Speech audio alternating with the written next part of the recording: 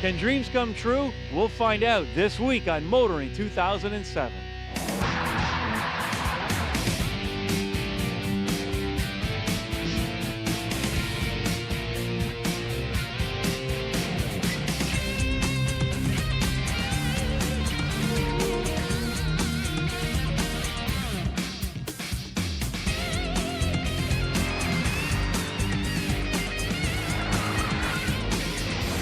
TSN's Motoring 2007 is brought to you by Q from Quaker State. Unleash all your horses. And Michelin, a better way forward.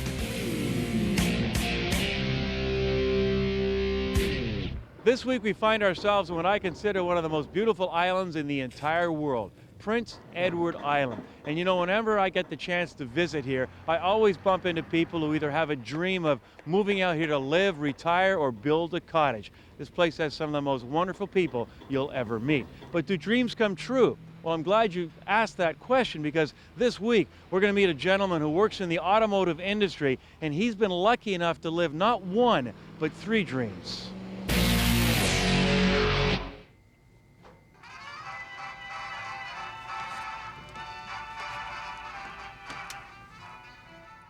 Hello everybody, I'm Glen Woodcock. Welcome again to 5 hours of big band sounds here on Jazz FM 91. I had an uncle who told me once when I was about 14 years old, came over for a visit. I think I was sitting at the kitchen table making a model airplane. And he said, "What are you doing?" I said, "I'm making a model airplane." "Well, why are you doing that?" I said, "It's my hobby." "Can you make any money making model airplanes?" "No." He said, "Always have a hobby where you can make money." And I took that to heart. So I've made money out of my hobby of cars. I've made money out of my love of radio and my hobby of collecting jazz and especially big band records. And I've been doing that radio show now for more than 30 years. A lot of the records that I play are my own, probably about 50% of them. The station has, I think, probably the best jazz library in North America, maybe in the world. My personal collection is more of the sweeter bands, and the station has all the real hardcore jazz bands like Count Basie. I've got some of that too, and it's a nice mix. Over the years, I've had a number of old cars, really got back into collecting old cars again 4 or 5 years ago. Always wanted a Nash Metropolitan. I ended up with a 1955 Meteor as my first car. About 5 years ago, I finally got the Metropolitan. Still have it. It's just a great fun little car to drive. But I always wanted a Fraser, which is a car that most people have never heard of. It's a fairly obscure American make that was produced only from 1946 to 1951 by the old Kaiser Fraser Corporation, which was the post-war wonder company. I found this car in a barn. It had been there for almost 20 years. I went to look at it with my friend Charlie Appleman, who did all of the mechanical restoration on it. And so yeah, it was a labor of love, and actually a much easier restoration than you might think with a car that today is so very, very rare. They made 70,000 Frasers in 1947 alone, and I doubt that there are more than a few hundred, and I doubt that there are more than a few dozen that are in really nice condition.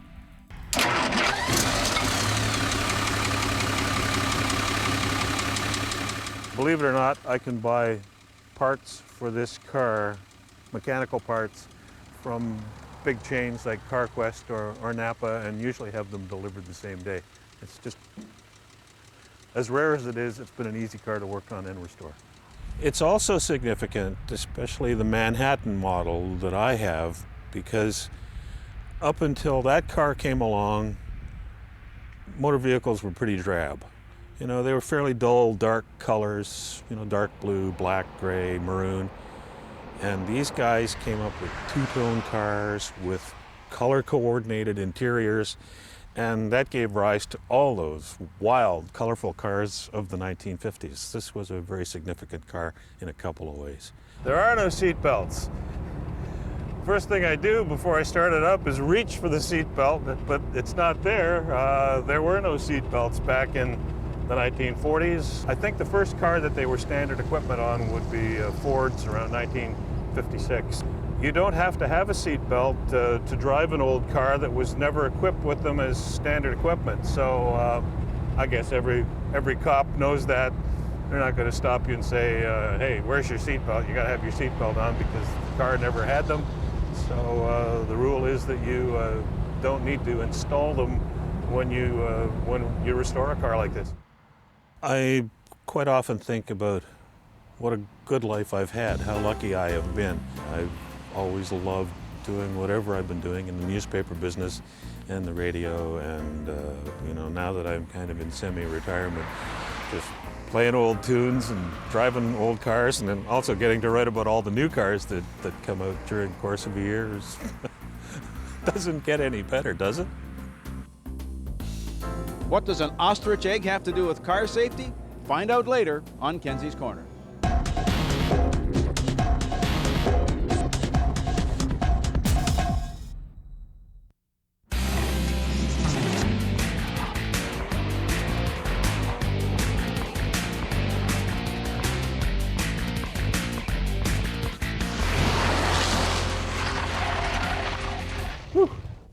You know, when Kia arrived in Canada, it did so with two rather pitiful models. This week on Test Drive, the all-new Kia Rondo. Now, believe it or not, this is the 10th model in an ever-expanding portfolio. When Mazda pulled the wraps off the Mazda 5, the world, at least those of us in the automotive one, took note. Here's a small car capable of doing what many larger vehicles are completely incapable of, carrying 4 riders and a bunch of cargo, or it can carry 6 riders in relative comfort. However, its downfall, if you can call it that, is when loaded to the max, the Mazda 5's 4-cylinder engine has to work flat out just to meet expectation. Asking for more sees it come up shy. In simple terms, the new Kia Rondo is a Mazda 5 with a V6 option. The inside of this Rondo has been very nicely finished. To begin with, it's logical. The radio sits above the climate controls and the shifter lever falls close enough to the driver. It actually promotes the use of the manual side of the automatic gearbox. And if you go with the up-level model, well, it comes with everything. Full leather, audio and cruise control right on the steering wheel, and power everything, including a moonroof. The one thing that lets the side down, well, if you look at some of the plastics, notably this glove box right here, the flashing along here and the cheap plastic, it's just not in step with the rest of the vehicle.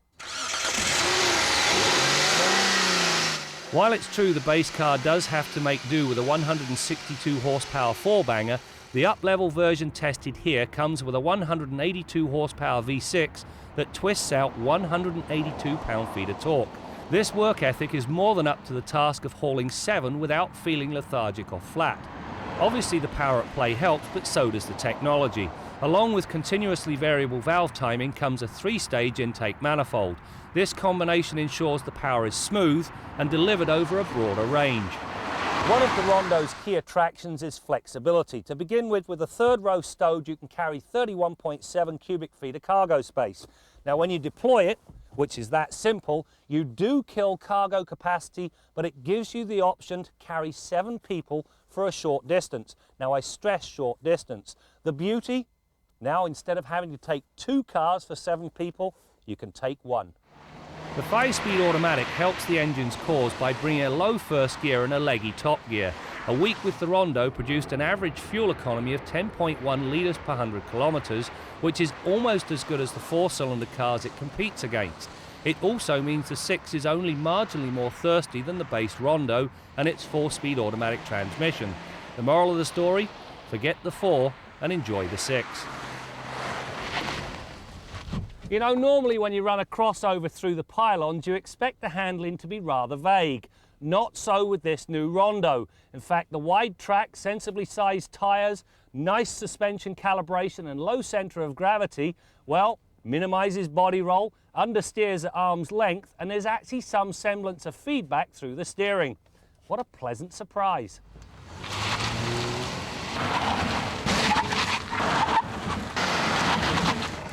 When you add a meaty set of 225 50R17 tyres, yes, 50 series tyres on a crossover, to the equation, it takes a lot to upset the Rondo.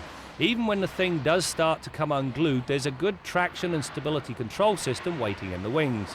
The rest of the safety ledger lives up to the Rondo's early promise. Along with dual front and side seat-mounted airbags come full-length drop-down side curtains. You'll also find four-wheel discs and an anti-lock brake system. Testing put the stopping distances at a short 42.1 meters from 100 kilometers an hour. This new Rondo is a very well conceived package. To begin with, V6 availability, it handles exceptionally well, and you can load it up to the 9s without blowing the price out of the water. Its best attribute, however, you get a small size with a surprising amount of interior room. It's good enough that many manufacturers are going to sit up and take notice.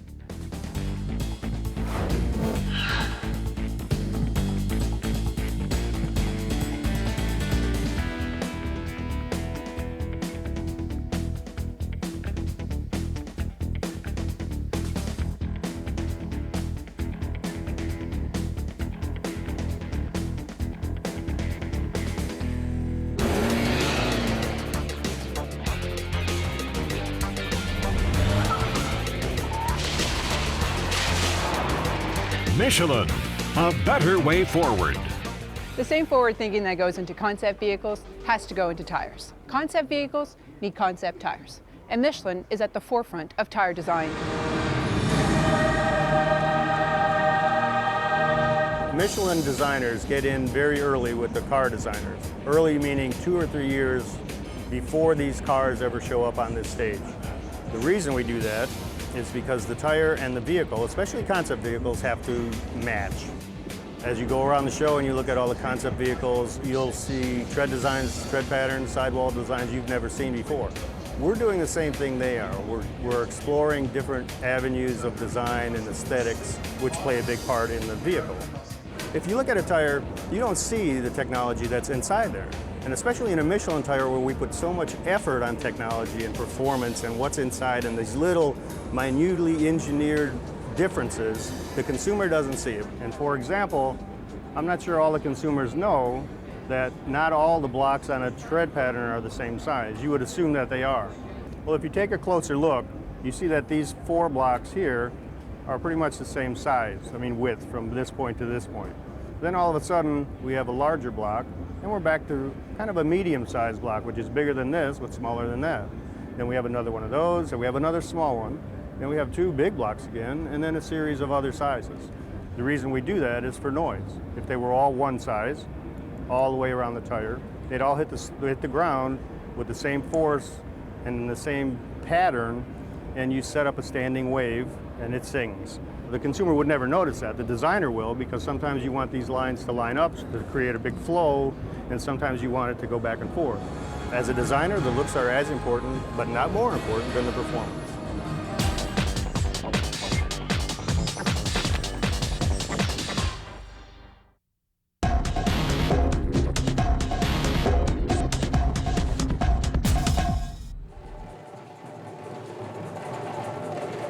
Ladies and gentlemen, with the ruggedness of a Wrangler and the refinement of a Grand Cherokee and an adventurous spirit all of its own, the Jeep Trailhawk concept vehicle.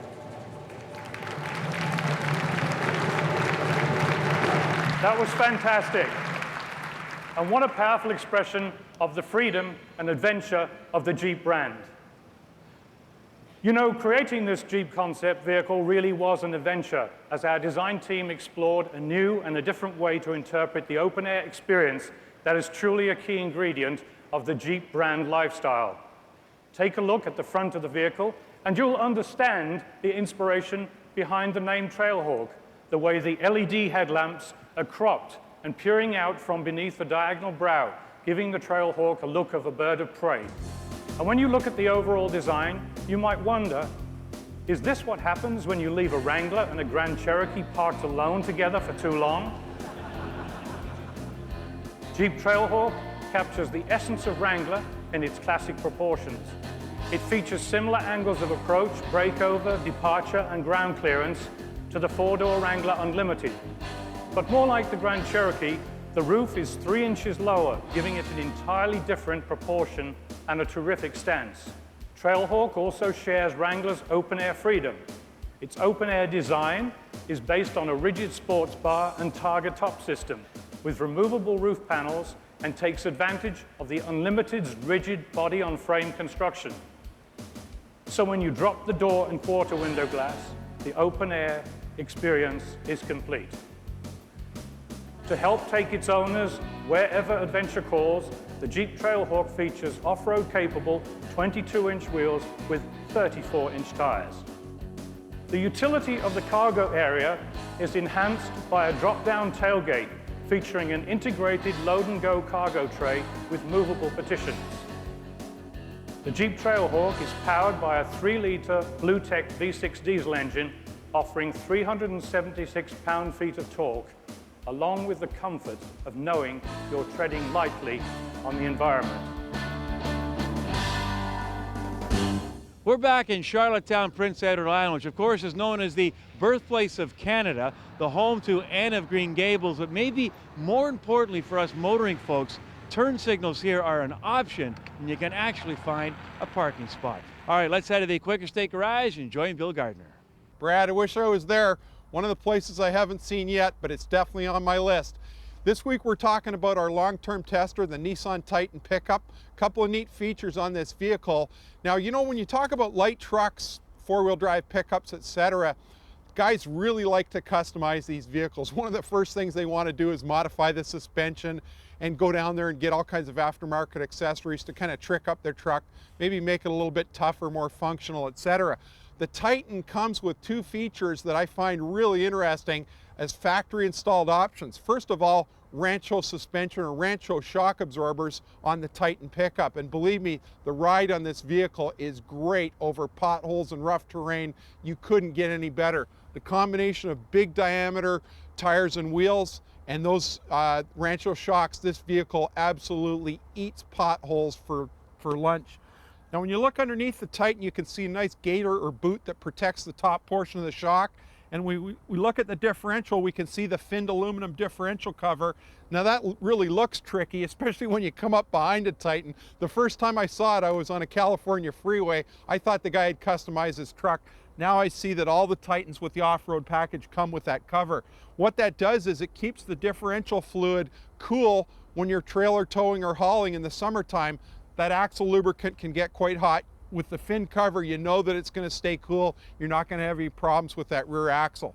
I think it's really neat that Nissan's given you the option of having the Rancho shock absorbers and the finned aluminum diff cover, because there's a couple of things that pickup truck drivers traditionally like to accessorize their vehicles with. But think about it, you buy a brand new truck like this, you go down and buy those aftermarket parts and put them on there, you've just voided your warranty in a couple of critical areas, and those components are not covered by your factory warranty. But if you buy them as a package, the way they've come on our Titan pickup truck, they're covered, the whole vehicle's covered by that warranty. You haven't modified anything, you're good to go.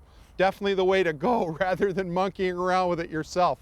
And probably a lot less expensive and a lot less headaches for sure. Till next week, I'm Bill Gardner for Motoring 2007. Time to welcome a couple of new members to the Motoring Long-Term Garage. Both sport utilities, both new and improved. At least that's what Suzuki and Hyundai are hoping for. Initial drives in the Suzuki XL7 and the Hyundai Santa Fe would suggest they have improved. But 6 months behind the wheel will tell the real story. As for the XL7, Suzuki did much more than just a touch-up.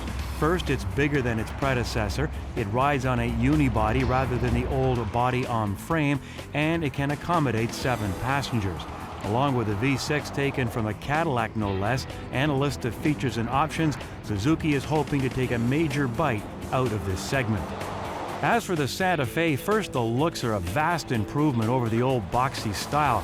It actually has a more sophisticated look to it. And the interior, well, I would suggest it even rivals the more expensive German imports. We'll have regular updates throughout the season.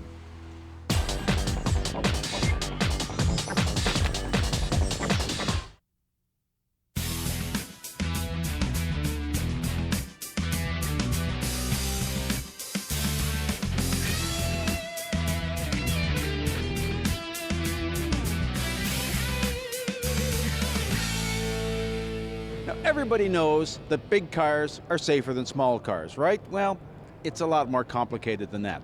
Now consider an ostrich egg and a bullet. Well, the ostrich egg is bigger and heavier than the bullet, but in a collision between those two, I'm betting on the bullet. In other words, design and technology have a lot to do with it. For example, a lot of big vehicles, pickup trucks and SUVs, have a full perimeter frame. Now, that's designed to support the loads of trailer towing or snowplows. But if something like that crashes into a brick wall, that frame isn't going to collapse in a very controlled, progressive way, and a lot of that energy is going to be transmitted into the passenger compartment. A properly designed car, even a small car, will crush in a controlled manner, just like the way you bend your knees when you jump off a chair, and absorb a lot of that impact. Other technologies, for example, one that I'm particularly cranky about these days, can also help, and that's active headrests. Cars like the Kia Rondo and the Honda Civic, they have this technology. A lot of more expensive cars don't. Now, what an active headrest does is protects your head in a rear-end collision. And I'd much rather be in a rear-end crash in a 3,000-pound car with an active headrest than a 6,000-pound truck without one. And it's cheap. I don't understand why car makers don't make this in every car and why the governments don't force them to do so. But there's another aspect of big versus little, and that is that momentum is a two-way street. If you're heading down a road in a 6,000-pound truck heading for a big tree, it's going to be a lot harder to avoid that tree than if you're in a more nimble 3,000-pound car. That's called active safety. It means avoiding the crash in the first place rather than passive safety, which just means protecting you if you do get into that crash. So if you'd like to get the advantages of a smaller car, it's easier to park, it's cheaper to buy and a lot cheaper to run, but you're afraid you might be compromising your safety, well, don't worry about it. Buy a car with an active headrest, make sure you drive sober, wear your seatbelt, and you might consider learning how to drive. I'm Jim Kenzie.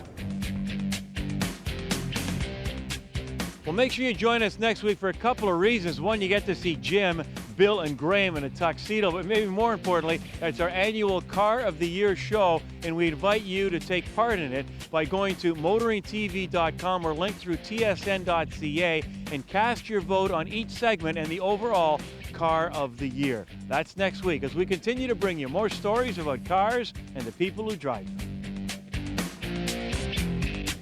Ladies and gentlemen, I give you Motoring's Car of the Year for 2007.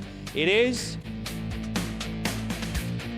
TSN's Motoring 2007 has been brought to you by Q from Quaker State. Unleash all your horses. And Michelin, a better way forward.